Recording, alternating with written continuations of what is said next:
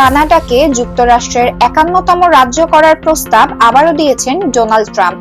কানাডার প্রধানমন্ত্রী Justin Trudeau তার পদত্যাগের ঘোষণা দেওয়ার কয়েক ঘন্টার মধ্যেই ট্রাম্প সোশ্যাল মিডিয়ায় এই প্রস্তাব দেন। তিনি দাবি করেন অনেক কানাডীয় যুক্তরাষ্ট্রের অংশ হতে চান এবং এতে কানাডা অর্থনৈতিকভাবে লাভবান হবেন। ট্রাম্প লিখেছেন, দুই দেশের একীভূত হলে বাণিজ্য শুল্ক বাতিল, কর কমানো এবং রাশিয়া চীনের হুমকি থেকে কানাডার সুরক্ষা নিশ্চিত হবে।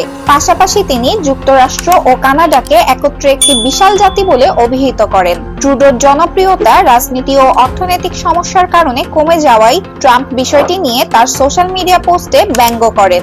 20 জানুয়ারিতে প্রেসিডেন্ট হিসেবে শপথ নেওয়ার পর কানাডা থেকে আমদানি করা পণ্যের উপর 25% শুল্ক আরোপের হুমকিও দেন তিনি। ট্রাম্প 2017 থেকে 2021 মেয়াদেও ট্রুডোর সঙ্গে সম্পর্ক ভালো রাখেননি এবং তখন থেকেই কানাডাকে যুক্তরাষ্ট্রের রাজ্য করার